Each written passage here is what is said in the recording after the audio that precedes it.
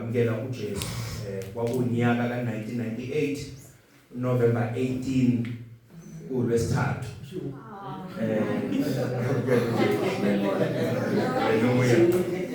wangihawukela wangizwela ngiyingane nje namehluphayo engalaleli eyihlongandlebe kodwa kwangibamba umusa kaNkulunkulu ngaqala futhi khona lapho ukushumayela ngifakaze ngoJesu owasiza impilo yami kusukela kuleyo minyaka leyo so uthembekile ke bazalwane ihambe naye kwazi kwaba la yaya endleleni umuntu behamba alingwe ashayise akuzange kube lula ngiyakufakazela okushiwo umfundisi umzizi ukuthi when you come to Jesus ungacabangi ukuthi uzothola ingcebo you are not promised ukuthi uzoba wealthy and futhi ukuba nengcebo nemali akuzona izimpawu zokuthi uhamba noNkulunkulu nabahamba noSathane bayithola ingcebo bayaceba nabo bayithatha lento engelangozi ngoba bahamba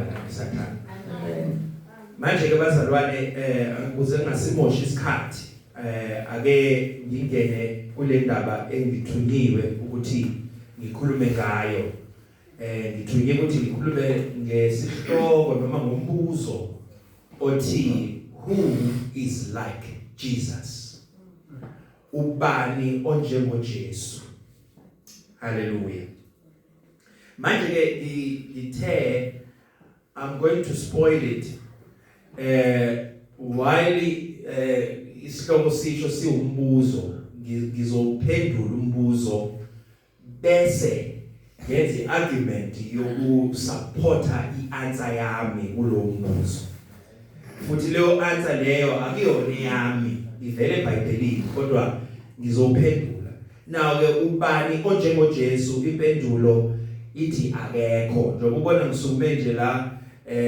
ngasukuma ngalo leli culo lithi akekho ofana nawe ngoba akekho onjengaye haleluya amen manje ke sesizoya ke kutheni ke siyothola ukuthi ngempela akekho yini onjengoJesu sizolalela yena uJesu ekhuluma bese silalela nabanye abazofakaza ngaye uJesu from the Bible siphinde futhi sizwe abanye babazalwane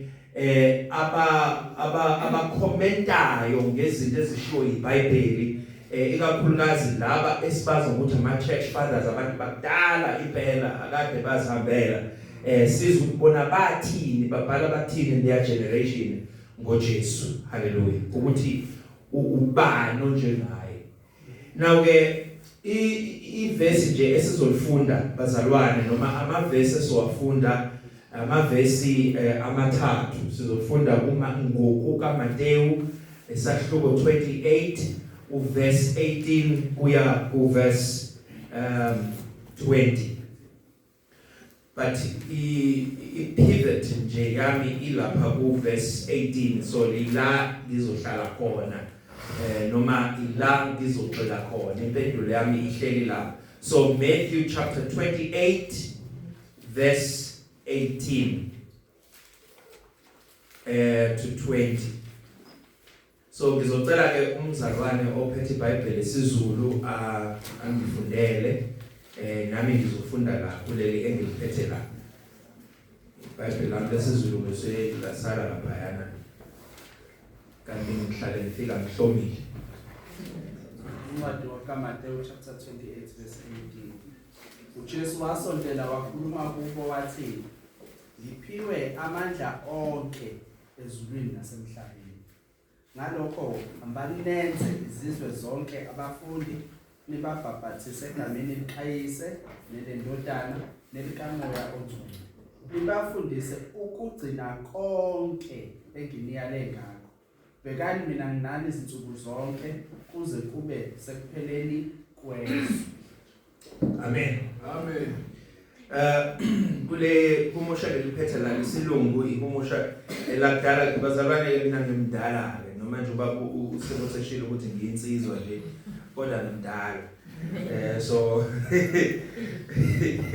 so ke ngizofunda ngeversion yakudala it's a King James version and Jesus came and spake unto them, saying, all power is given unto me in heaven and earth.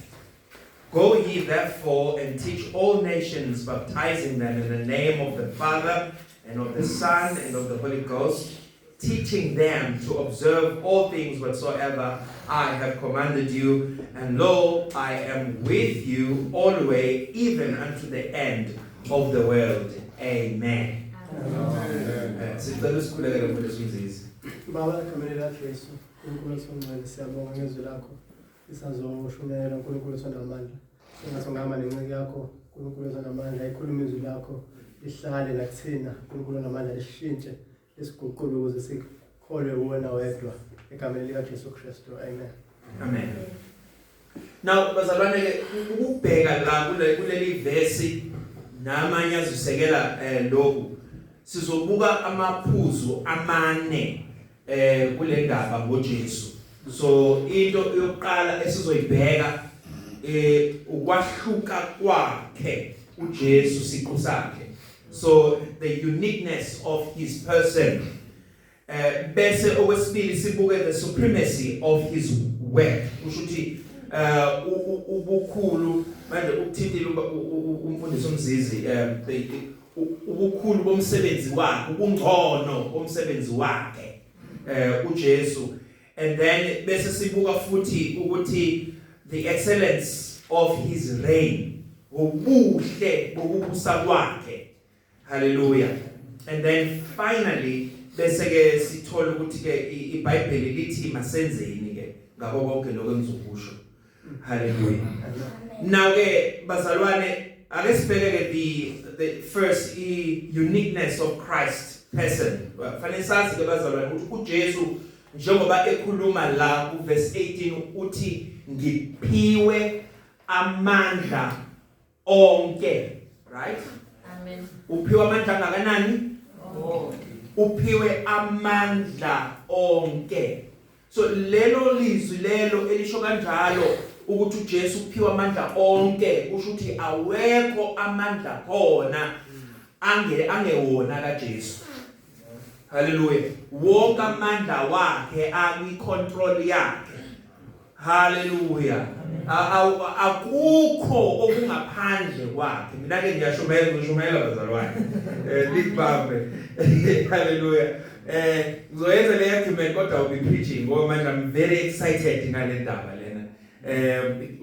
I commend ukuthi umzizi ube nayo control, ngiyamazi ngishumayela. Hallelujah. Manje ke sizobona ukuthi njengoba uJesu ethi ngiphiwe amandla ezulwini nasemhlabeni, yena ke ubani as a person, futhi uhluke ngani from other persons akhona emhlabeni.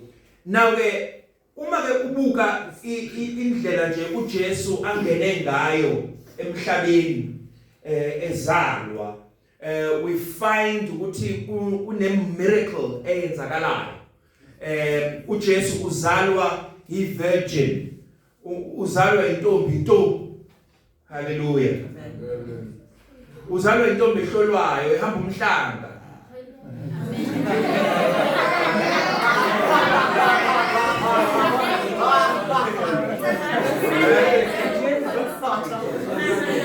Yenze ke relatable Maria engaba umhlanga kodwa yenze kube relatable. Ngoba intombi into engamazi umfana, engayazi indoda.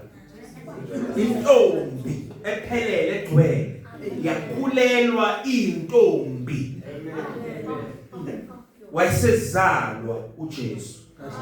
Wakhulelwa naye ngekathi kufika ingelosi izobikezela ukuthi wena ophiwe umusa, inkosi nawe ubusisiwe esifazaneni, bheka uzokhulela uzale indodana iqamba igama ngokuthi uJesu. Waze wabuza wathi uzokwenza kanjani ngoba angiyazi indoda mina. Wathi amandla okuphezulu konke azokusibekela. Umoya lo uzokhulelwa ngomoya kaNkulunkulu.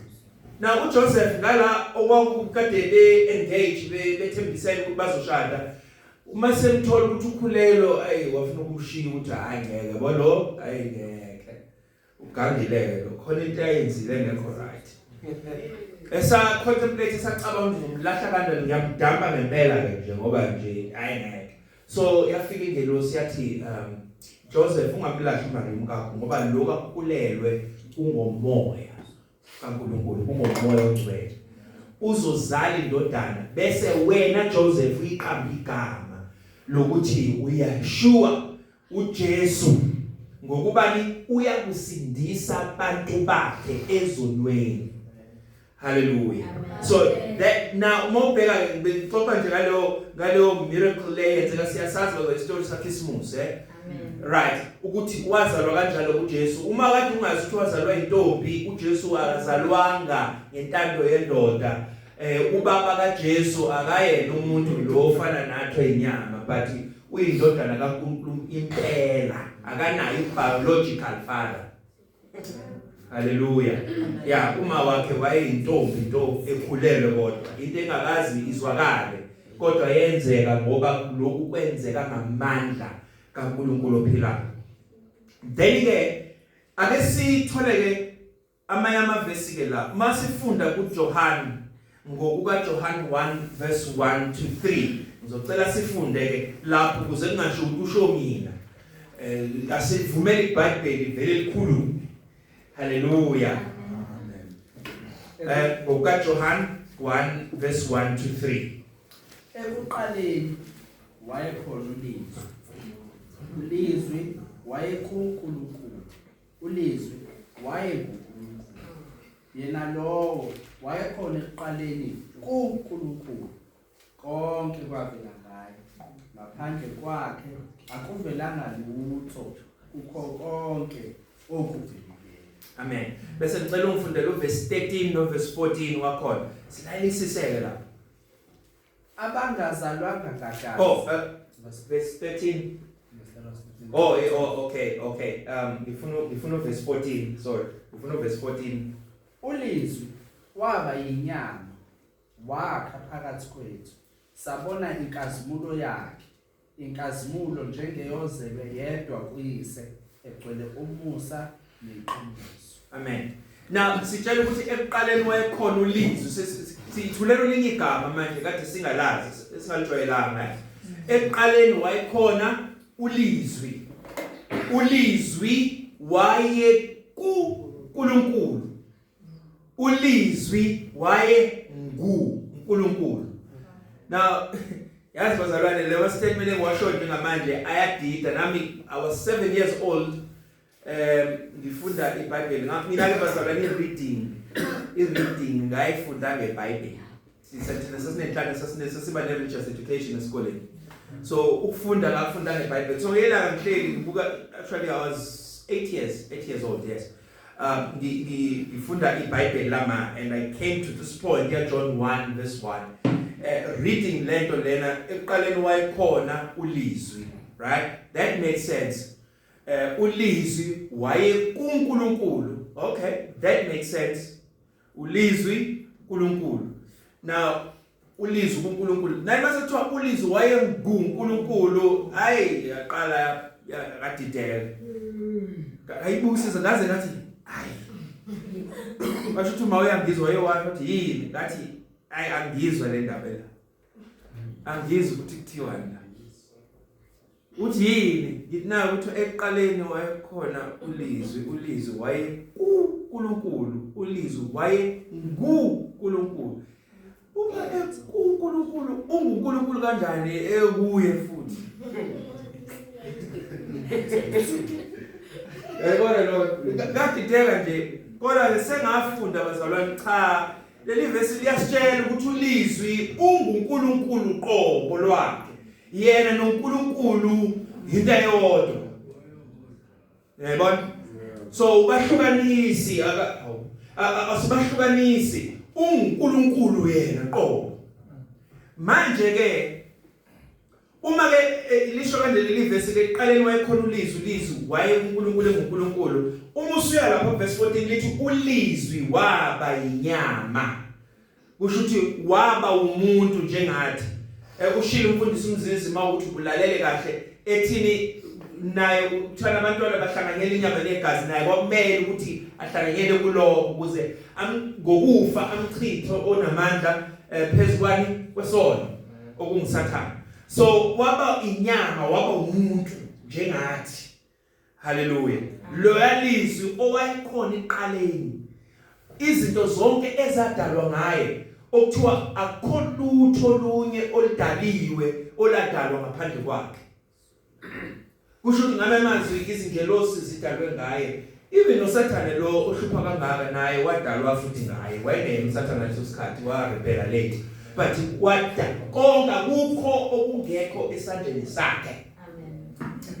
Akukho okumahlulayo njoba eshilo uthini ngiphiwe amandla kuphi ezulwini nalaphi nasemhlabeni. That means he rules the heavens. Ubusa amazulu, ubusa nomhlaba.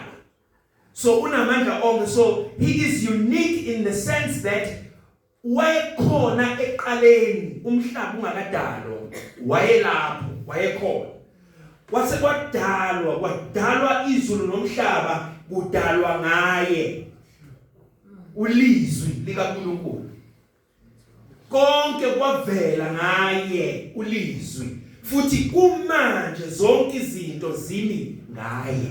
Amen. Zonke. So akukho okukhona nje ngaphandle kwakhe. Lento bazalwane ngikhulume kanje kubantu bonke. Mina ke angazi noma mhlawumbe sekukhula yini ngiyengafuna ukudebate nabantu izinto eziningi. Mina mase ngiyishilo sengiyishilo imile. So ngithi akudingi ukuthi ukholwe ukuthi wadala izulu nomhlaba ukuze kube umuntu ukuze abe owadala izulu nomhlaba. Uma wadala izulu nomhlaba noma uyakholwa noma ukholwa. You see? So ungulizwi wayekholwa eqaleni noma uyakholwa noma ukholwa. Ngoba ukungakholwa kwakho akumenzi ukuthi angabi owayekholwa eqaleni. So ukhona, the truth is the truth. Ngaphandle al-decide uwe. Al-decide abantu iqiniso likaNkulunkulu. So uyilo uNkulunkulu ayikona futhi uJesu yilo ayikona, whether we believe it or not. And praise the Lord ukuthi laba abamkholwa nabamamkela wabapha amandla ukubabizwa ngabantwana bakaNkulunkulu. Now another verse esifundayo showing us how unique Jesus is. Colossians chapter 1 verse 15. Kahle ave ngiyithanda le ndaba. Mama nginika indaba enje awushumele le chapter nje Colossians chapter 1. Ngashumela kuze kuse. Nilale nivuke. Hallelujah. Colossians Colossians chapter 1 verse 15. Khuluma ngendodana yombuso othando lwakhe uNkulunkulu. Page 932 chapter 1 verse 15. Yona ingumfanekiso kaNkulunkulu ongenakubona, izibulo lezidalwa zonke. Hallelujah. Yona ingumfanekiso kaNkulunkulu ongenakubonwa, izibulo lezidalwa zonke. So uJesu bazalwane, okay, kukhona abazofika bandidise kuthiwa ngiyabona la kuthiwa kuyizibulo lezidalwa ukuthi wadalwa qala. Cha. Alishongo iBhayibheli ukuthi kuyisidalwa sokuqala, kuthiwe kuyizibulo lezidalwa. Kusho ukuthi njengendodana kaNkulunkulu he was made manifest. Ekhona kuNkulunkulu kodwa wavela. Then kwadalwa yonke into ngaye, hayi ngoba ayiqala ukuexista, wayevele kuNkulunkulu, he just made manifest. Hallelujah. Then zase zidalwa ke zonke izinto zidalwa ngaye. So that he will be first ezintweni zonke.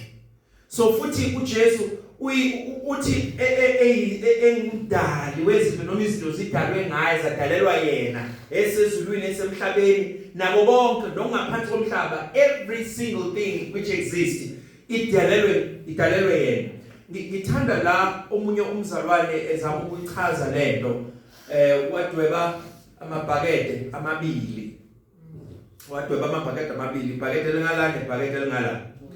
esethi ke alright leli ibhakede lingapha izinto zonke ezidaliwe, everything that was created zikuleli bhakede, bese leli bhakede lingapha konke okungadalwanga, right?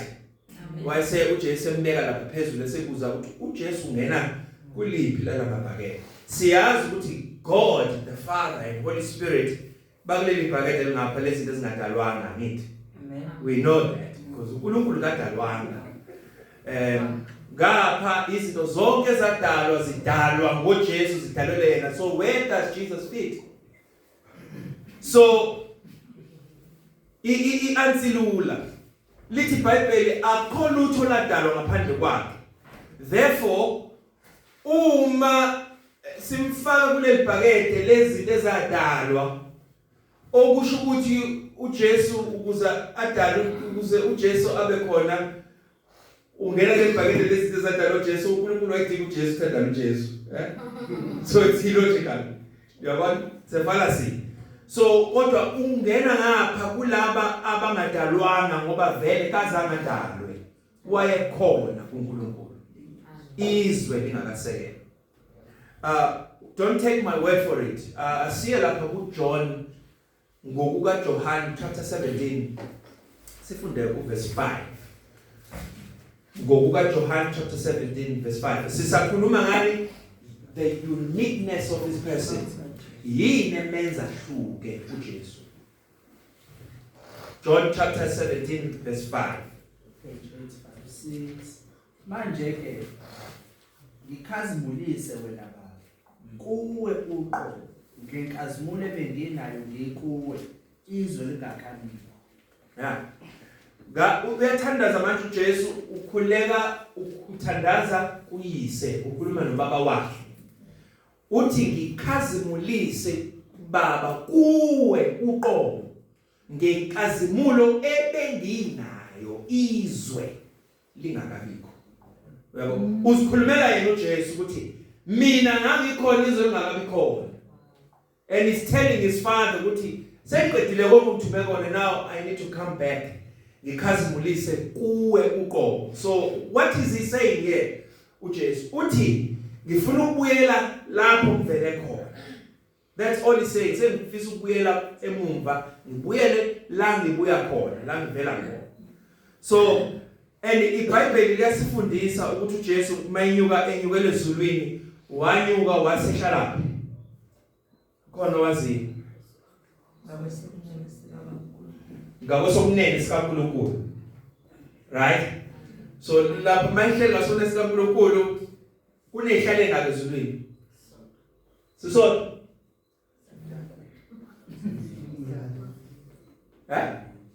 zithi zingaki uzimanga uJesu uhlelo sona sofuna khona zintathu esa Jesu esa ayazikho asikhulumela ungaphambisa nje bese uyasho Yesu kuze nizozwa kahle. Yes, na azikho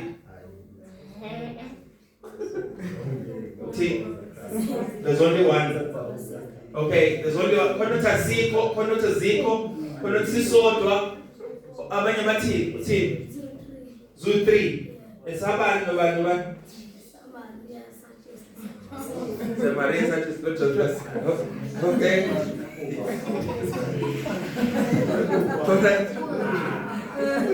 Okay. Ukhona umoya nohlukile.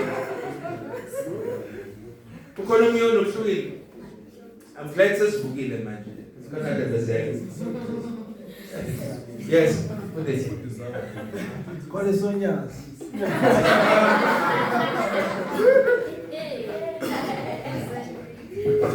Okay.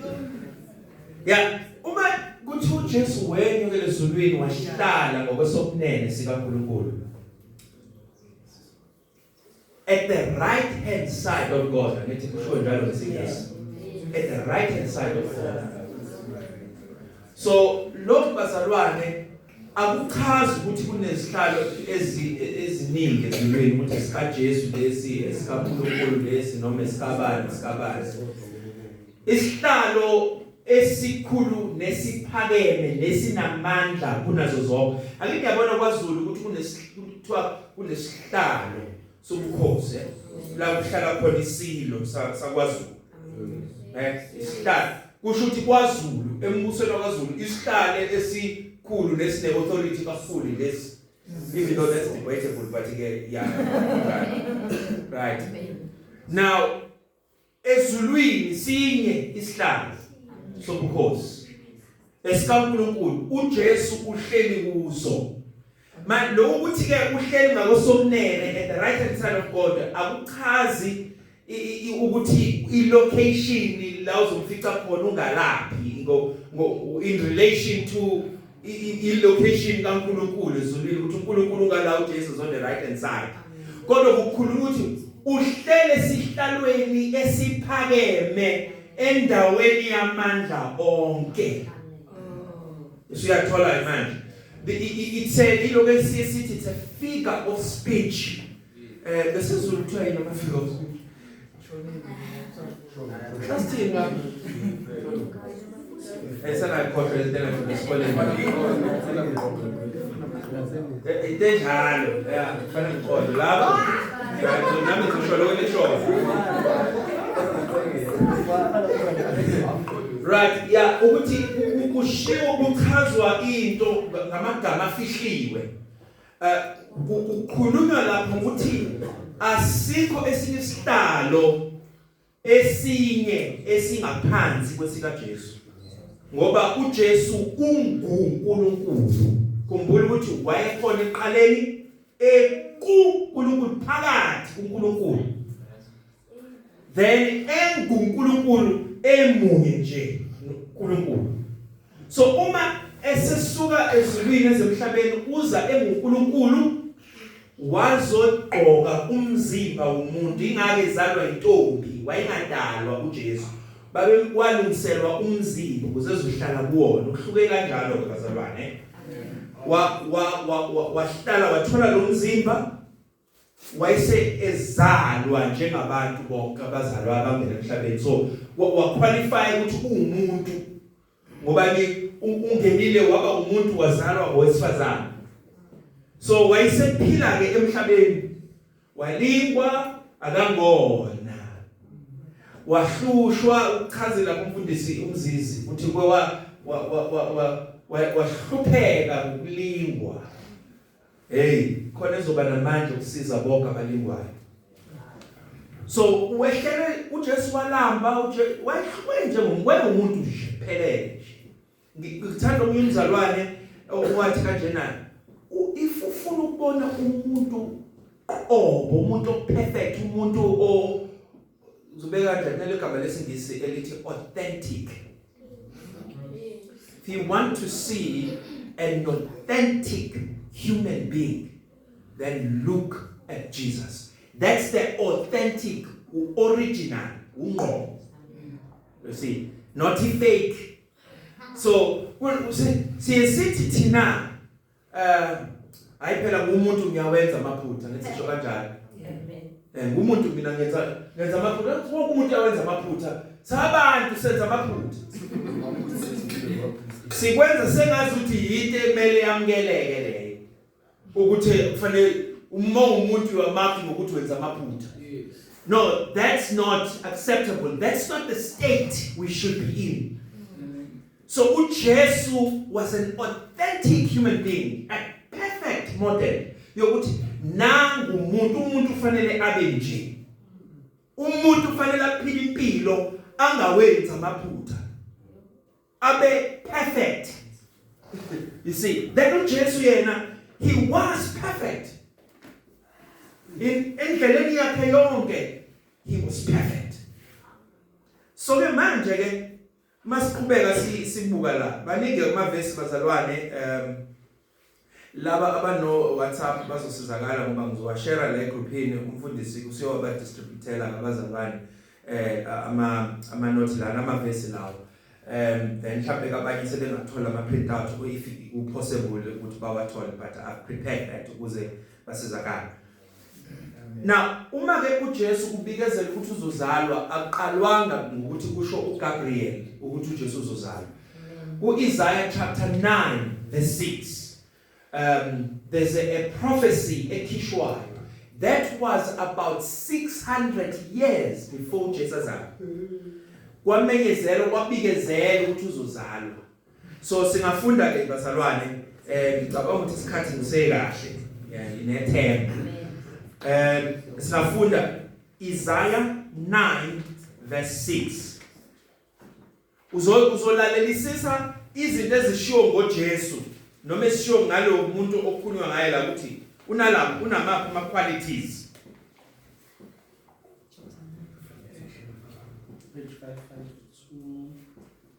Ngokuba sizalelwa umntwana siphiwe indodana, umbuso uyakuba semahlombe akhe negama lakhe liyakuthiwa umluleki omangalisayo, uNkulunkulu namandla, uyise ongenaphakade, inkosi yokuthula.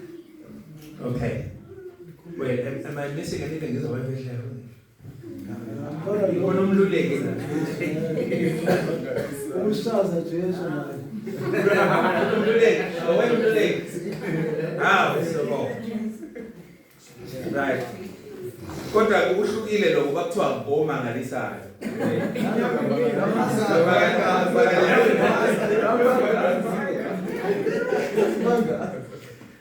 All right. Now kuthiwa ke sizalelwe umntwana. So kunomntana ozelwe. Kodwa it's a prophecy. Akazalwa uyeza in 600 years time he will be born. But kunale sidasho sizalelwe umntwana siphiwe indodana. Oh, it's a boy. Right? Owesilisa lo mntwana. Igama lakhe liyakuthiwa a wonderful counselor.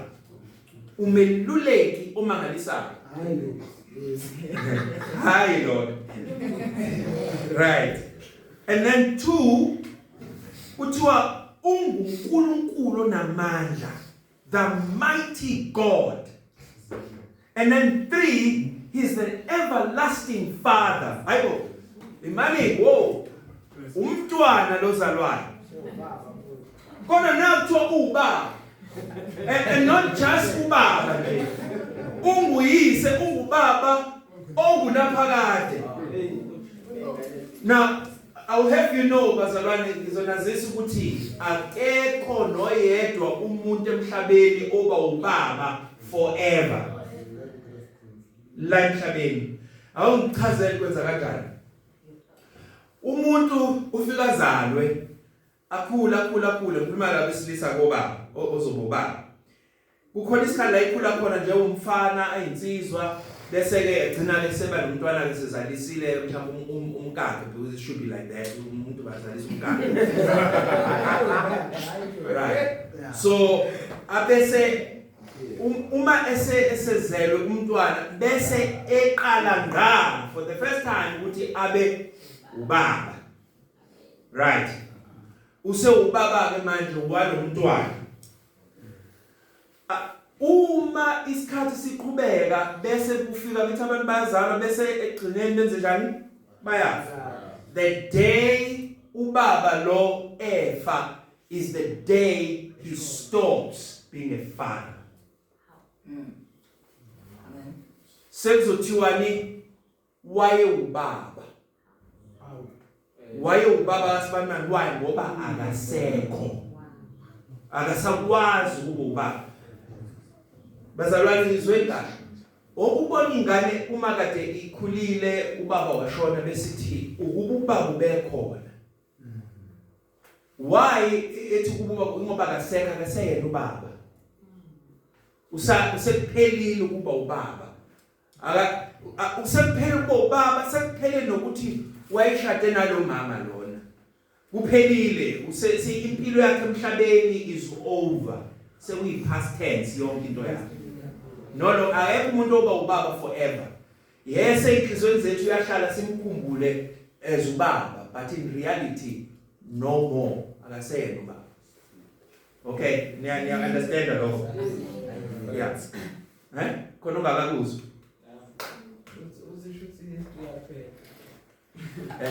History. No, history is just history. It's what happened. It's no longer happening. It happened. The present is what happening, and the reality is uma eseshonile ubaba, he's no longer the father now. Like I say, ubaba cannot play the role of a father, which means ingane le sekufanele ifune another male figure ezoba ubaba kuyena amfundise izinto avale gap yababa.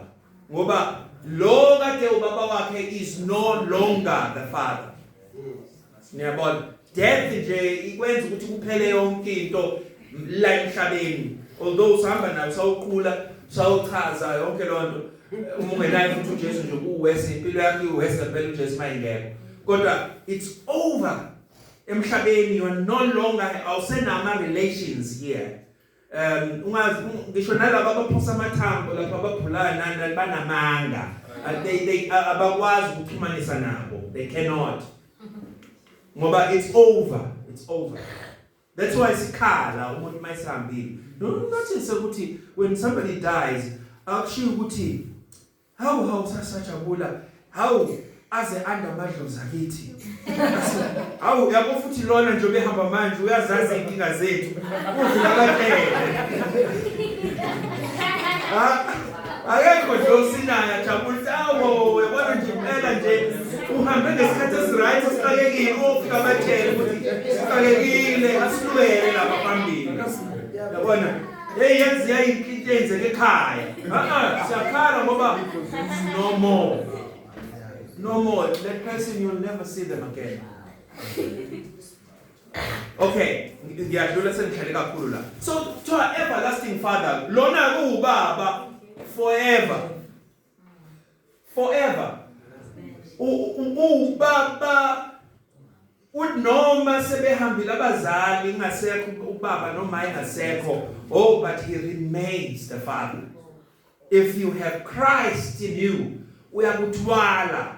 Uvulela ama opportunities la uvule angithembisi ukuthi uzoba rich kodwa I promise you he will guide each and every step of yours.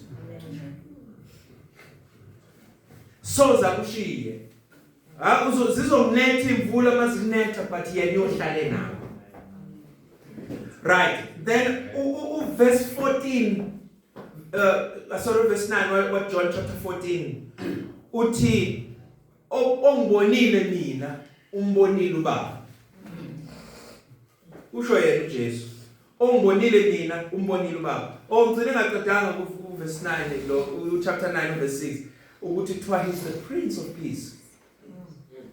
Ama qualities are he's the prince of peace. Umbuso wakhe bese kuthiwa umbuso uyokuba semahlombe akhe. Yena lo he will be a king, he will rule. So isikhathi siyeza bazalwane la uJesu ezokuzoguqa wonke amadolo phansi. Nazo zonke izilimi zimvumo ukuthi uJesu Kristu uyinkosi. Siyeza isikhathi lapho. Khona nje thina esiyovuma nje ngoba vele siyamthanda, simkhothamele ngoba vele sinankinga naye. Bese bakhona nje abazokwenza ngenkani. Bazoguqa ngenkani, bazovuma ngenkani. Ukuthi uJesu uyinkosi. They will surrender. Now bese ke la sengichazile ukuthi uJesu ku chapter 14 wa John ukuthi ungibonile mina umbonile ubaba. Ngoba ukhona omunye abafundi bakhe bathi Inkosi sikhombisa uyihlo kusanele. Ngoba wathi akithi uya kubaba. I'm going to the Father. Show us the Father. So we'll be satisfied. So we'll be clear that. And then just what ongibonile mina umbonile ubaba. So it shows what he's one with his Father. He is God. Noma umuntu, but he is God. Which is that what makes him unique.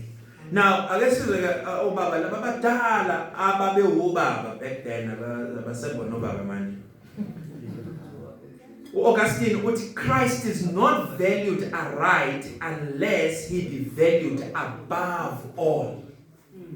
So kusho ukuthi uJesu uKristu uthi usuke ngizosebenzisa igama engahlonishiwe ngokwanele uma engahlonishwa ngaphezulu kwabo bonke. So that means uma sithi sikhonza uJesu sikhonze yena yedwa, singamhlanganisi nezinye izinto, singamhlanganisi namanye amathemba. Yena yedwa ngoba he is unique, he is holy. Uyena yedwa. He's one of the guys owayechaza the doctrine of God athi he is one of his kind. He is the only one of his kind. He is in the league of his own. So that means nizwile leyo uJesu akekho ofana naye, uyena yedwa, uyi rank yakhe yedwa. So akekho orekana. Yabona makuthiwa niyabona esikoleni kukhona imidlalo ne, imidlalo ugijima o high jump, uyabenza high jump, high jump, volleyball, right? Good. Right. So la uma ubheka abantu baye barenkwe according to ama categories. Mabegijima abagijima barenkwa kuleyo nto abakuyona. Abagijima kuyona makuyi comrades barenkwa lapho ku comrade number 1, number 2, number 3. Ngeke thathe number 1 ugijima 100 meters uqhathanise umuntu ogijima 1898. So barenkwa kanjalo. Umuntu abe above, abe ophezulu number 1 futhi yena he's the best. We rank nabantu kuleyo group leyo abeqhathaniswa nayo, right? Nalo okade ekwi high jump wathola ama point amaningi, nalo kade edlala ibhola yabona uba number win M108 kuleka ngisupport ibhola bekubuza nje ngiyo ngifakazi yabo no netbank konke nje lokho. Right.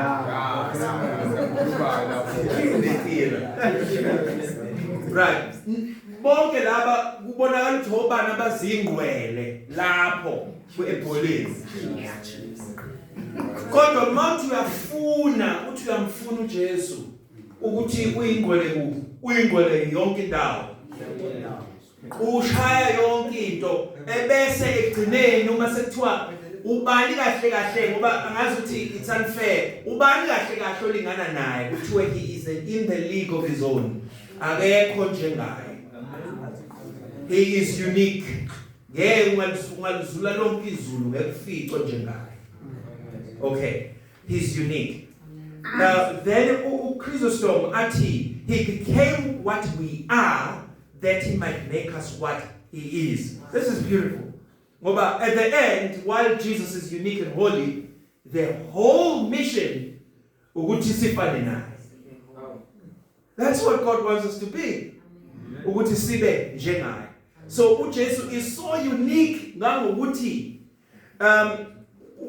Paul uma ebhala abase Efesu chapter 1 uveza ukuthi uNkulunkulu wasikhetha kuye uJesu izwe lingakabi khona lingakasekelwa ukuba sibe ngcwele singasoleki phambi kaNkulunkulu.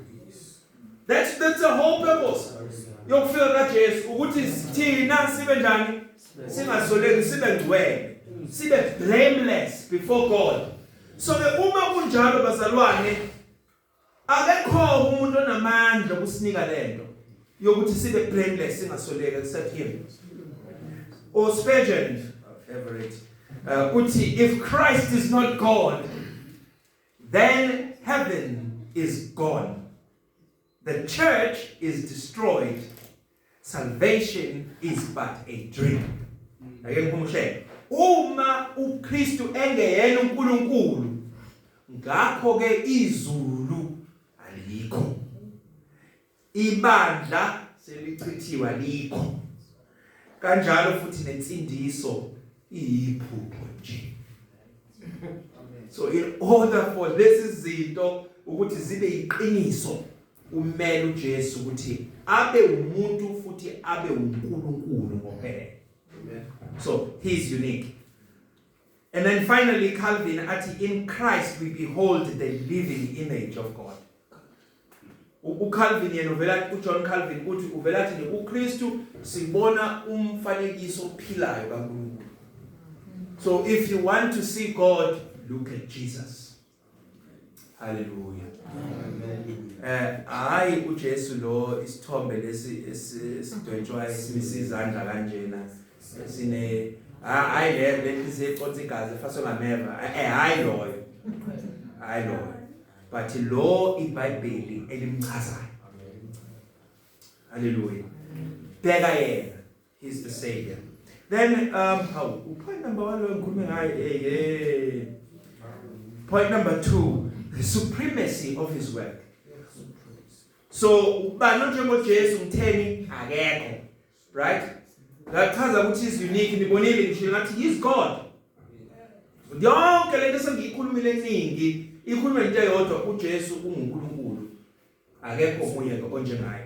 And then umsebenzi wakhe ke awenzile ubungcono bawo. Lana ngeke ngihlale kakhulu bazalwane ngesizathu sokuthi ispeaker soqala sikhulumile extensively ngalo msebenzi kaJesu. So now into engizobheka la ama sacrifices ezimbuzi neenkunzi zazingenawo amandla kuHebrews chapter 10 verse 4 zazingenawo amandla okususa izono. Yini na asho kanje lo mbhali uyayenza argument athi ngoba uma amagazi lawa ezimbuzi nawe neenkunzi lezi nemlotha ezithole yayinamandla okususa izono phela ke kwakuyoyekwa ukuthi nikele. Okay, ukuze let me make an example again. So uma ngabe unesikweletu ngizokuzenzela lekweletu 100 rand, right? So uma usukhokhile 100 rand usuthi hayi nanku 100 rand ukukweletayo mhlawumbe makuthiwa bekune interest sekufanele ukhokhe no 10 rand ngaphezulu usuthi nanku 110 ngiyakhokha ngeke usakhokha futhi angithi why ukhokhile phela. Right, so imhlatshelo le nhlatshwa eyinikelwa kaIsrael umpristi engena once every year endaweni engcwele iyaqhutshekwa inikelwa every year ngoba yayingayisiqedi isikweletu ababenazo. So yayingenawo amandla okususa izono, hence ke inikelwa njalo lokuphindelelwa. That's the point he makes here ukuthi uma kuthiwa yayisebenza lo mnikelo then babeyoyiyeka ukuthi bayinikele babezonikela kanye bese kuthiwa it is done. Amen. Yabo kodwa akwenzakanga ngoba they had to give every year until Jesus comes anikele uJesu siphambanweni abesethi tetelestai it is finished, it is done. Amen. It will never be done again. Amen. Wakhokha icala waphelelisa. So umsebenzi wakhe uJesu ungcono kakhulu kuna le nikele yayenziwa qala. And Isaiah 53 verse 5 and 6 uyaveza lo ukuthi uNkulunkulu wabeka ububi bethu phezulu kwakhe uJesu wahluphekela thina uJesu. So sengenzela ukuthi uwenze note mawubhala ukuze ukwazi ukuthi ufunde lapha ekhaya.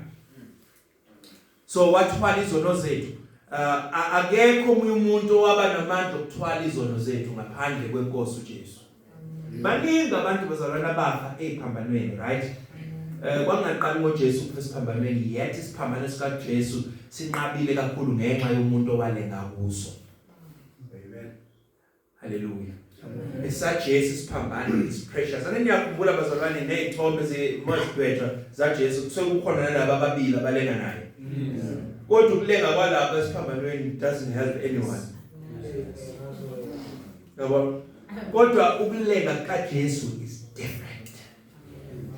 Ugcwalisa imibhalo, ususa izono, uestablisha isitestament, isivumelwano esisha phakathi kaNkulunkulu nabantu. Isivumelwano esenziwa uNkulunkulu bazalwane. Lesi sivumelwano sikaJesu senziwa uNkulunkulu noNkulunkulu. And there's no intervention yomuntu nje oyisona eceleni. Sipheleliswa yena uNkulunkulu. Ngoba sesi-establishile kuphela number 1 ukuthi uJesu uNkulunkulu akithi. So it's God making a covenant with himself, but abantu they don't have to add anything to it. Because nizokhumbula bazalwane, uNkulunkulu unesivumelana eziningi azenza nabantu. Kunesivumelana uNkulunkulu asenza noAbraham, nisasikhumbula? Does anyone remember? Oh, you don't read the Bible. Abanye abasukela mangithi you remember. Akazami. You have to remember something you don't know. Yeah? Okay. So what happened? Ukuthi uNkulunkulu wathembisa uAbraham wathi ngizokunikeza inzalo yakhe izoba ngehlabathi zolwandle. Wathi look at the sky. Inzalo yakhe izoba ngengane yezizwe. Inzalo yakho izopossess this land. Wayesethi uAbraham, iBhayibheli lithi uAbraham wamkholwa uNkulunkulu. But uAbraham wayesephinda ethi ngizokwazi ngani ukuthi inzalo yami izopossess the land. There was a question. How would I know ukuthi inzalo yami will possess the land? He already believes God ukuthi inzalo yakhe izoba ngezihlaba zolwandle and so on and so forth. But he wants a covenant, an agreement. Ukuthi ngempela inzalo will possess the land. So uNkulunkulu wayesethi ke thatha izilwane. Wasichaza lezilwane ayifunayo, wayesithatha uAbraham wazidabula phakathi, wasika phakathi half. Then amajuba wona akangawabreak.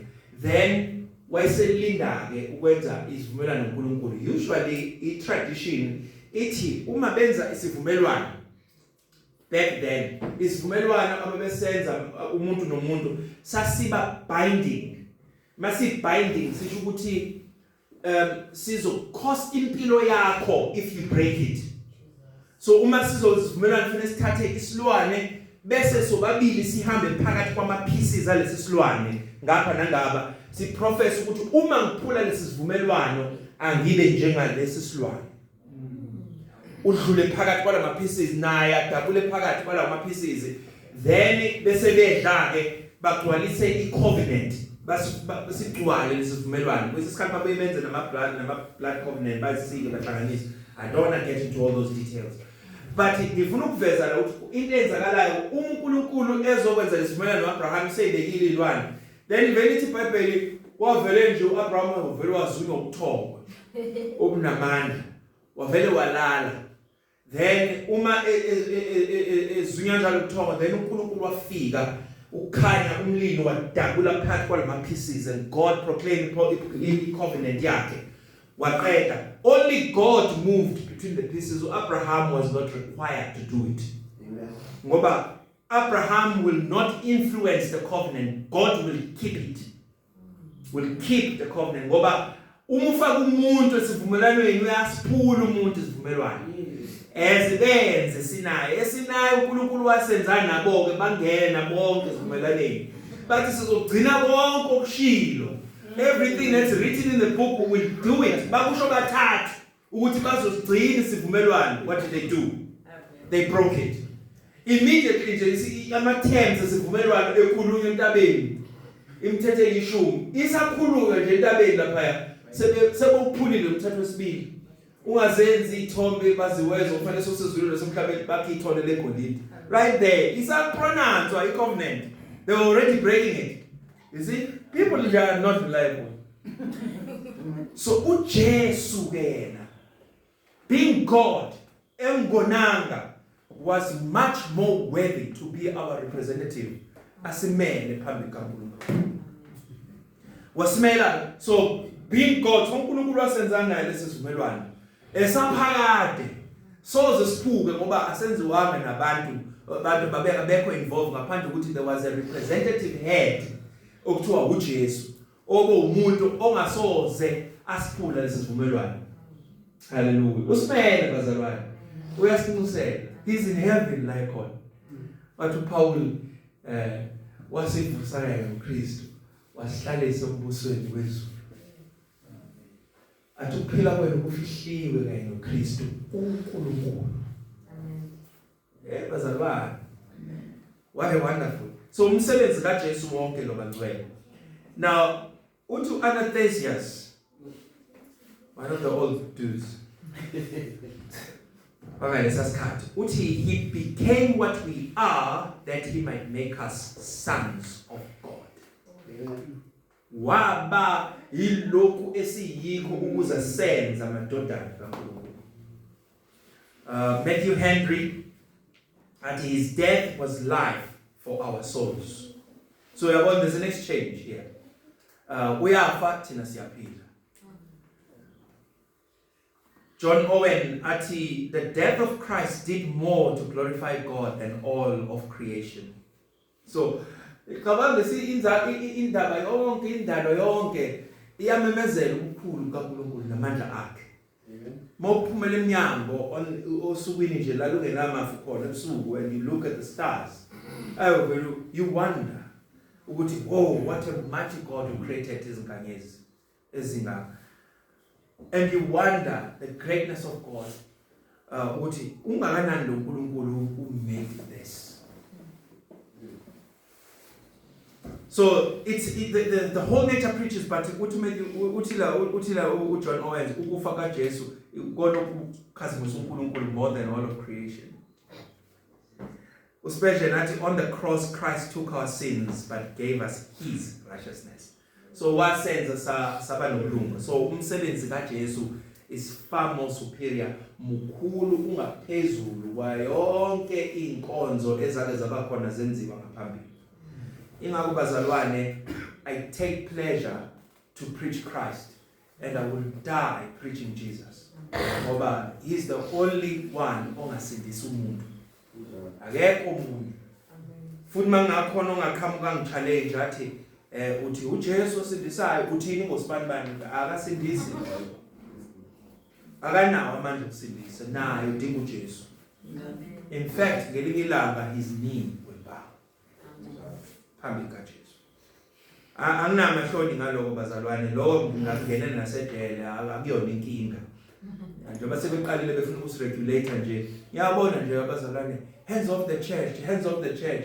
She you hands off the church, preach the gospel. Khona bezosibopha more. Amen. Yeah, we're looking for trouble. Let's preach the gospel. Then the church will wake up. Ngoba sinethezekile, sirestile, understand umsebenzi owenziwa uJesu. Ingakho ufica abantu sebekwazi ukuzodlalela esontweni. Badlala emasontweni, badlale baqola abantu ozonikela ngo100 rand wakho ngizokunikeza uNkulunkulu uzobusisa kube kuningi. Yena athenga imoto enkulu engaka ahlala emahotela la njalo lala emahotela. Wena uhamba uhluphekile, uhamba awukwazi ukuthi uzokhokha ngani esikoleni, ukudlala abantu bayaqola ngobani awuzange ufune uJesu who is the savior.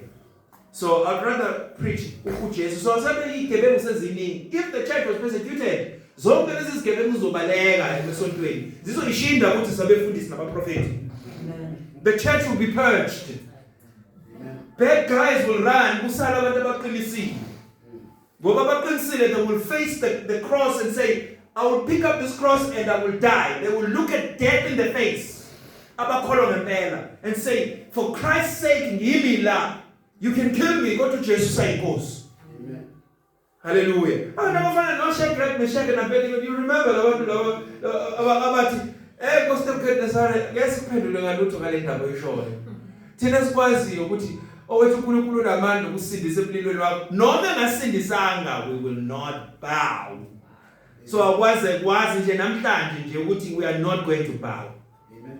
Ngaleso sikhathi they were given a chance kwathiwa okay, nizonika chance nomanizwa the music, prepare yourself when you hear the sound yegubhu nala emaningi ama-instruments ayidlala, then niyaguqa phansi. But we're not going to do that. Hallelujah. Amen. So we need the generation yabantu abasha today ethi no, we will not bow. Hallelujah. We will not. Ngobani siyamazu ohlukile, who's unique, osisindisile, and he makes us to be like him. Usenza sihluke nathi from the world. And okwesibili siyamazi loyo umsebenzi wakhe omkhulu kakhulu. wokusindisa sibuyisele kuNkulunkulu. So we won't betray him. Wale ngemthini ngenxa yethu. We won't betray him even for the woke culture. You know le ndaba ye woke culture. Ngiyayazi? Le nto esigcwele la eNyango. All these crazy ideas are prominent kakhulu in the US nala eSouth Africa.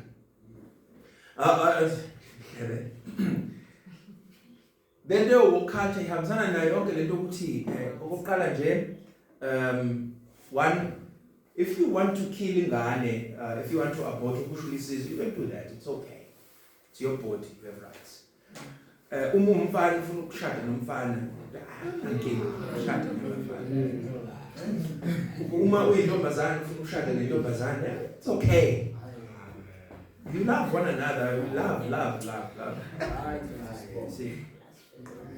So, yeah, uNkulunkulu uyasideline ubeke eceleni. uNkulunkulu usetshenziswa la ngathi izinto ezibavunayo, but izinto ezimopposayo umuntu zikaNkulunkulu lezi lakhe zibeke eceleni. Abantu must always be happy, they must feel nice. This woke, radical woke culture yole iyacindezela futhi iyaphoqa ukuthi nje no transgenderism ukuthi mina ke ngoba ngumuntu wesilisa kodwa manje ngiyazizwa ukuthi ngumuntu wesifazane ngaphakathi, so now I identify as a woman even though I'm a man. It's all nonsense, it's all rubbish.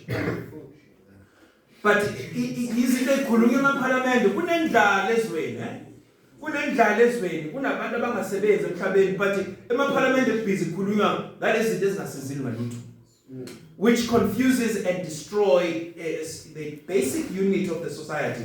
Yini leyo? Umndeni omiphi kuphi? Ubaba, umama, abantwana.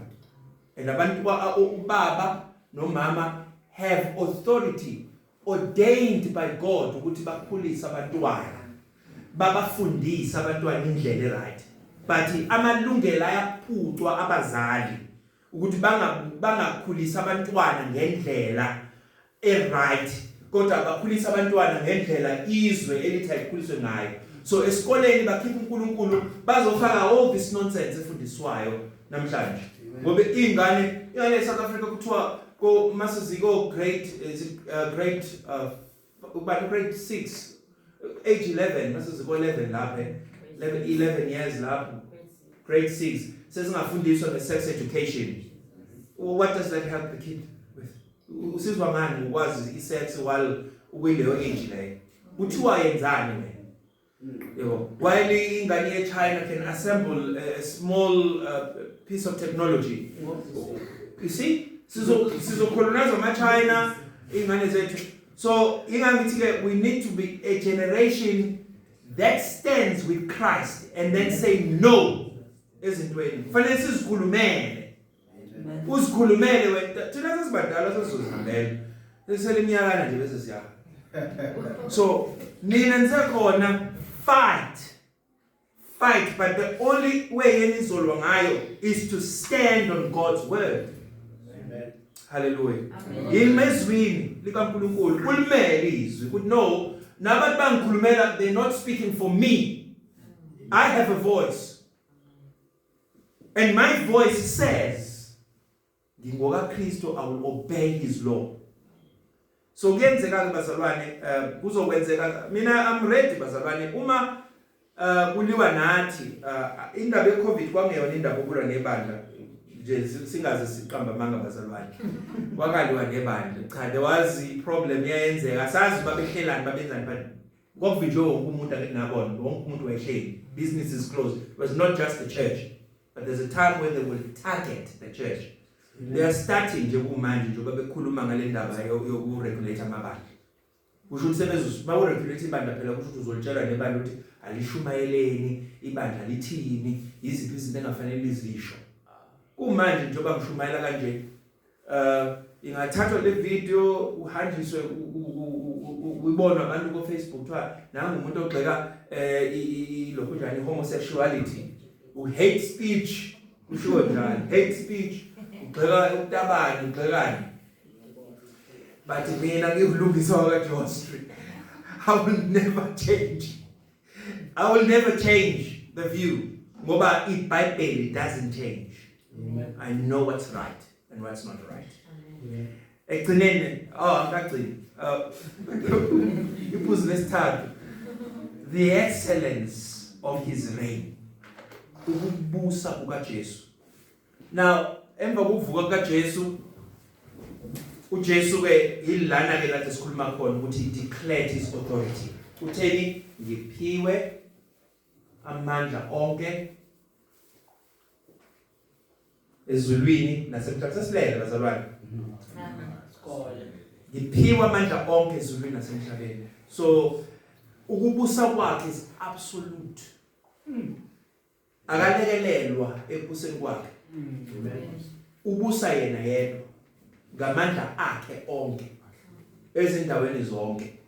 Yazi indlela uNkulunkulu engithanda ngayo, how wise and how brilliant he is. Do you know ukuthi even uSathane lo abazalwane abahlala bekhuluma ngaye abamsabayo no enimba abahlala besifundelela amadimoni. Do you know ukuthi bonke labo, though they operate, besebenza, they are permitted by him to do so. Ayikho into uSathane angayenza uNkulunkulu angayivumanga. Ngiyangizwa bazalwane. Akukho uSathane angakwenza uNkulunkulu angavumanga ukuthi kwenzeke. Ngobani uSathane akanawo amandla onke. So singaze sibe ona becela uvala umnyango lapha kumakhasi. So uSathane akanawo amandla onke, doesn't possess all power. Even though abantu abathanda ukushumela ngaye bathanda ukumenza sengathi ufuna la amandla amakhulu. Amandla belonga kuJesu. Wonke amandla okubusa nje wonke akaJesu. Wonke ezulwini nakuphi nasemhlabeni. So everywhere he rules everywhere. So manje ke uJesu uzuphatha ngisho ikhiye zokufa nezehayideze. He controls death. Hallelujah. Yeah. Ayikho umuntu ofayo uNkulunkulu engavumanga ukuthi lo muntu afe. Amen. Wakubona uNkulunkulu la engavumi khona umuntu afe, umuntu ethi ukuthi let 7 bullets kodwa nangu uyaphila. Azakhombisa ukuthi ngineyimbobo mina la. See. Why? uNkulunkulu said no. Ngobani amandla awakhe wonke. Hayi ingxenye yawo. Wonke. Even umongameli lo siphethe la izweni neqembu lakhe, lawo mandla okubusa lawo akaNkulunkulu wonke abolekiwe. You see, mabe abuser, they abusing God's power. Okay, see, understand bazalwane. So uNkulunkulu omkhonzayo, uNkulunkulu wakho lo Jesu lo esithe who is like Jesus, ngathi akekho njengoJesu. Amen. Reason engekho yilezi engishoyo. Ubusa yedwa. And uRevelation Revelation chapter 19 verse 16 ubizwa ukuthi uyinkosi yamakhosi nombusi wababusi. Igama lakhe lelo libhalwe ethangeni lakhe, King of Kings and Lord of Lords. And ngalelo langa mayisefika le chaza la Revelation, he comes to destroy. Akazile uJesu omncane. Waza Jesu omncane. Akazile uJesu omncane. Ngalelo langa he comes for judgment. He comes to dish out vengeance. Lithi uyena unyathela isikhamo sewayini lo laka likaNkulunkulu. So esinye isithombe sika Jesu lesi esijwayele ukuthi singaxoxwa in many places, but fanele understand ukuthi uJesu, as much as he is our savior, as much as he died on the cross, but we must also understand that Jesus, he is the king, and izitha zakhe sizazonyathelwa ngezinyawo. Lord Jesus is merciful and kind and gracious. He will come with a sword one day. Into engafundiswa ke leyo endaweni eziningi. Cha nje uNkulunkulu nje ufuna nje kube nice nje, he's nice and konke nje ku soft nje. Konke nje nje uJesu nje, he's so sweet. Of course he is sweet. But ubusweet bakhe doesn't mean fanele wenze noma kanjani. He's still Lord. omele ukuthotshelwa walesi sahamba emhlabeni and obey his word. Amen. And then bese kuthi angisezokwanda kakhulu bangcwele ngenxa yabo sengithatha isikhathi eside ngisekhona nabelele ukuze sikwazi ukuthola ibreak. Verse 40 chapter 45 wemahubo verse 6 ngicela usifundele amahubo 45 verse 6 uzwe about his throne. Leli verse ngiyalithanda bazalwane ngoba la ngisiza ukubhekana nofakazi bakaJehova ngizokuchazela ukuthi kanjani. This is powerful verse. Page 457. Amahubo 45 verse 6. Isihlalo sakho sobukhosi uNkulunkulu singesaphakade naphakade. Intonga yobuqotho intonga yombuso wakho. Amen. Isihlalo sakho sobukhosi uNkulunkulu singesaphakade naphakade. That means umbuso wakhe awupheli. Imbuso yasemhlabeni bezalwane iyahamba iphela. Kwaba khona iqhawe lo suku kuthiwa Heritage Day elaliqanjwa ngaye kwakuthiwa iShaka's Day umhla ka 24 September. Ushaka Zulu. Iqhawe lelidumile. La uhlanganisa uZulu, la uhlanganisa but umbuso wakhe waphela. Wabulawa abafowabo behlangene no anti wakhe, ubabekazi wakhe uMkabayi bambulala. So uma sebembulele kwathatha uDingane naye wabusa uDingane. Wafa waphela umbuso wakhe. Wahamba ke kwehla kwaze wafika kuBhejane uphuma esiqibini. Isilo esisanda ukhothama sakwaZulu. Naso sabusa umbuso waso waphela. Manje sekubusa uMisuzulu. Naye futhi umbuso wakhe uzophela. And the only reason eyenza ukuthi umbuso wakhe uphele, they die. Kodwa lo esikhuluma ngaye la wafa wavuka. Amen. Wabuyela futhi embusweni wakhe waqhubeka wabusa akasophinda afa. Owaphakade naphakade. Hallelujah. Amen. Now ngithe leli verse langisiza ngofakazi ngiyanicobelele. Uma encwadini yamaHebheru chapter 1 umbhalo weHebheru uyaliquote leli verse athi endodaneni uthi. Kodwa lana bazalwane amahubo chapter 45 verse 6 ikhuluma ngoJehova, right? Amen. UJehova ukhulunywa ngaye. Isihlalo sakho sobukhosi uNkulunkulu. Kwi-Old Testament nje mawukhuluma ngoNkulunkulu ukhuluma ngoJehova. Inama? So ubatshela ke nabo futhi angathi ungasesala leBhayibheli labo le. Uthi wathi ngibona iBhayibheli lakho. Umkhombisa. Okay, ngiyabona amahubo 45 verse 6. Ubani lo uJehova. Okay. Ake sihambe siye kumaHebheru. Kuthiwa endodaneni uthi isihlalo sakho sobukhosi uNkulunkulu sike saphakade naphakade. Bese uyambuza ukuthi ke lana uJehova la kuthi ushe endodaneni. Sivumeleke ukuthi uJehova ngala. Lana kuthiwa ushe endodaneni. Manje ngabe uJehova nendodana uyedwa noma iBhayibheli lakho linamanga. Ngiyakutshela ngeke baphinde beze kini uma ukuthi uvakashela ofazi baJehova. Wababuza lonto ngeke baphinde beze kini. Bazobatshela labo abantu ababafundisa ukuthi ungathi ngiyaphinde niye lapho ngoba abakwazi ukuphendula lo mbuzo. Ngoba uvela uprove lama verse avela prove ukuthi uJesu uNkulunkulu. Now bese kuthi ke ekugcineni ngiyaqala manje phela sesiyegcineni.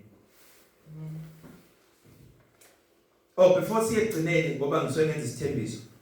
Kuneverse kunama comments njengoba asho ama commentators ama Bible commentators or laba ababebhala qala.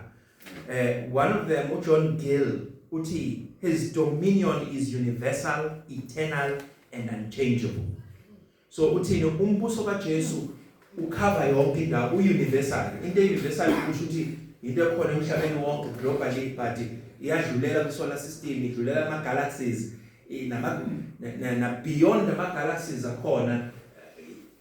Lapho nje kunezulu extense ye universe uJesu uyabusa lapho akukho la engabusi khona haleluya akukho la engabusi khona yonke indawo so bese thi futhi umbuso wakhe is eternal awupheli waphakade and wesibili awushintshi awushintshi akubi khona ivoti lokuthi sesifuna ukushintsha umbuso wakho ube bhekindlela yabona njengala yabona eEngland kunombuso but umbuso wakhona it's figurative it means nothing le nkosi lapha njengoba igcotshwa sesonke sesiqolozele ku TV sibuka inkosi yaseEngland igcotshwa nami ngangiqala ukubona inkosi igcotshwa hayi ngifuna ukuyibona kahle ngahlala lapha ngiyasebenza ngaba ngibuka icoronation lapha nokucwebecwebe wonke le it means nothing akashaya imithetho akaphasisi lutho akashithi lutho ngoba kuvotwa lapha in the House of Commons la behlangana khona ama debates ama politicians ba decide bese kuvota abantu bafuna prime minister yabona ngiyangithola bazalwane hayi kodwa kaJesu kwenzeka okusho kuye futhi kohlale kwenzeka okusho kuye kuze kube phakathi akuvotwa kube khona ukuthi sesiyavota ke manje sesikhathele ukuthi kubuswe kanje awushintshe inkosi imithetho yakho ime kanje ayenziwa kanjalo niyakhumbula no Rehoboam indodana kaSolomon naye wayekade inkosi kodwa umbuso wakhe was not absolute ngoba wafika abantu bathi uba kwakho ubesithwese kanzima sicela ukuthi usinciphisele kancane ama taxes naye besicindezela baba wakho wasiya kumakhehla amadala ingwevu ofuka wathi naba abantu bekhuluma kanje ngenze njani basizithi ingwevu uyabona ke uma wenza abantu abakutshela bona abantu bokuthanda bohlala nawe wajika wayekodanga yakhe wathi hey madoda nabantu bekhuluma nthini bathi hayi angibatshela ukuthi yabona nje wanithi ubaba bekunzima hayi kusazoba wesi lapha nini ngiyaparaphrase abazalwane wathi kusazoba nzima then bavele bamjikela abantu bathi okay wasuka uJeroboam wawuthatha umbuso kade uIsrael kulezi zizwe zonke zakaIsrael zo12 wawuthatha umbuso wahamba nezizwe zo10 wasala uBenjamin noJuda ngala eJerusalem ngezantsi eJudea then laba abanye bonke bakhonza uJeroboam kwathiwa umbuso waIsrael yayisibambili imbuso umbuso waIsrael umbuso wakaJuda why because icontrol yayilaphi uNkulunkulu wayenzile vele ukuthi akube kanjalo ngoba wayonile uSolomon before kodwa ngifuna ukuveza ukuthi kwenziwa yini abantu decided what happens in the kingdom but in this kingdom okaKristu ubabusa ngentonga yethusi what he says goes hallelujah yena uyancengwa awenze umusa but he doesn't have to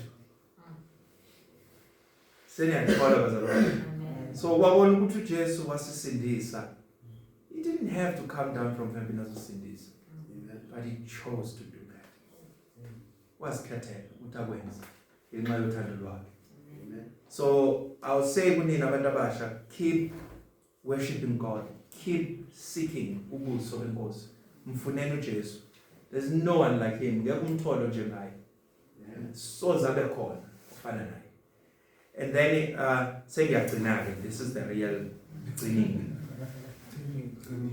uthi lana ke there's an invitation of his grace uyasimema ngomusa wakhe uJesu so kuMatthew chapter 11 verse 28 kuya 30 uthi zanini kimi nina nonke nisindwayo nikhatheleka mina ngizomphumuza amen bekani ijoka lami phezukwenu nifunde kimi ngokuba mina ngimnene futhi ngithobile ngenhliziyo bese thi khona niyafumana impumuzo emphefumulweni wenu now ake ngihumushe ukuthi uthini uJesu lapha uJesu uma ethi bekani ijoka lami phezukwenu nifunde kimi abantu abakhulela emakhaya la linywa khona qala emakhaya lo gandaganda bengahambi khona ulinywa ngezilwane kwakuboshelwa inkabi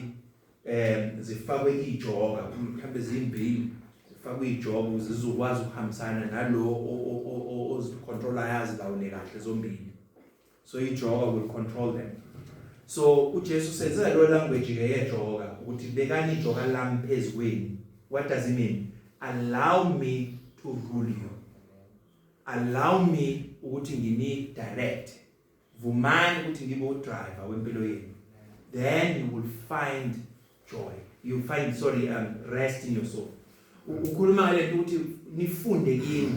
Bekani ijoga lami nifunde kimi. So akasifundise yena, akasibuse yena, akasilawule. If you don't want Jesus ukuthi akubuse, akulawule, you can't walk with him. Ngoba there has to be a relationship yababa nendodana, yenkosi nencebo. You see, akwazi ukuthi uzobuya umtshele wena ukuthi akube kanje. So kufanele kube yena okholayo akulide, akuphumisele ngale. So ilawo mazwi lawo ukuthi ke uJesu invites us to come to him. And John 6 verse 37 uyathembisa ukuthi loyo oza kuyena so zamlahlele ngaphandle. And then Isambulo 22 verse 17 ukuthi whosoever will, let him take the water of life free. So loyo othandayo akeze athathe lamanzi ophila. Athole mahala. Fundisa umzizwe wakuthinta ukuthi le verse athi akalazi nathi ungene kanjani. Ukuthi nami lo sifazane at the well uma ngabe uJesu ecela amanzi uthi lo sifazane, how can you ukuthi ungicela amanzi ube umJuda and I'm a Samaritan woman? The reason ebuza lo sifazane kanje is because the Samaritans and Jews babengadelani. So how is it that you being a Jew ubuze mina ngime Samaritan ucela amanzi? Sethu uJesu ubuwazi sipho somusa sikaNkulunkulu. Ubuzothi kulothi ngiphuzise, ubuzocetha kunikeza amanzi owaphuza ungaphinde ome futhi. So verse chapter 55 verse 1 wa Isaiah uthi we nina nomineyo wozani emanzini. Hallelujah. It's an invitation to size sophuza sithenge ngaphandle kwemali. It's a free thing, it's a free gift. Free of charge. And then John 7 verse 37 uma ngabe uthi lana uma ekhona omileyo makeze kimi aphuze. Okholwa yimi njengokusho kwembhalo esifini sakhe kuyagqobhoza imfula yamanzi okuphila. Amen. And then finally uthi the Son of Man is come to seek and to save that which was lost. Luke chapter 19 verse 10. So he's inviting us ukuthi size again. Right. Then again, uma usubheka bazalwane uJesu uthi kubona ke abafundi bakhe ngiphiwa amandla ezulwini nasemhlabeni ngakho ke hambani nenze izizwe abafundi. So ngizothi ke nina abantu abasha uJesu has all power. Uma umntwana kaNkulunkulu unoJesu empilweni yakho, ukholwa inkosi uJesu, wamamkela uJesu empilweni yakho. It's your duty njengomntwana kaNkulunkulu ukutshela abanye abantu ngaye. Never be satisfied ukuthi umngani wakho akakholwa. Ungabe satisfied ukuthi umuntu ofunda naye eklasini akasindisiwe. Unganeliswa yilokho. Share the story. Mhlawumbe ungangawazi amavesi, ungangazazi izinto eziningi ekhona eBhayibhelini. Tell them what Jesus did for you. Batshele lokhu uJesu akwenzele khona. Lokhu uthi uyishintshe kanjani impilo yakho. Kunalo uthi lo owayekade ekhwelwa amadimoni. Baba bezamambophe ngamaketanga wayehlala ngasemathuneni ahayize ezilimazi. Then wafika uJesu kuyena ngelinye ilanga mayifika akhuluma amadimoni. Sona kwenzana naJesu indodana kaNkulunkulu uzosihlupha singakafika isikhathi sethu. Uthi uJesu wathulisa. Then amadimoni lawo ngesathi ekhuluma nawo acela ukuthi acela kwemhlambini weingulube. Then uJesu aphumana because uJesu umuntu is more valuable than pigs. Amen. So lezo ingulube ke zahamba zophose kolibandleke zafa. Ingulube ayinamadimoni, okay? Amen. Zafa. Then uma sekwenzeke kanjalo abantu ngenkathi basaba ngenkathi bebona kwenzeka lokuthi this man is free but ingulube kwayizona ezihlanyayo zophosokolwandle base bethu Jesu angabe sangena ezweni lapho. Amen. Basamcela ngaloko sekwenzekile. Lo muntu lona okade egula okade bandwa ehayiza usekhulule usefree. Usethi ke nawe uyahamba ulandela uJesu. Angithi sebemxoshile uJesu ngelizwi.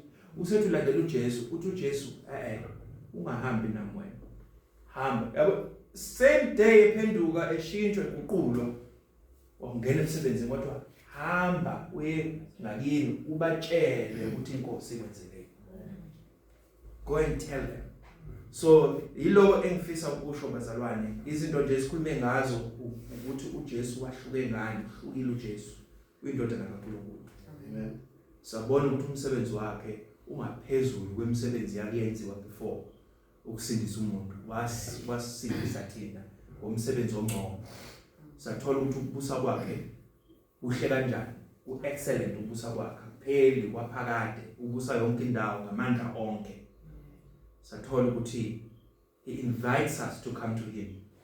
Uma sesifikile kuyena he sends us out ukuyomsebenzela.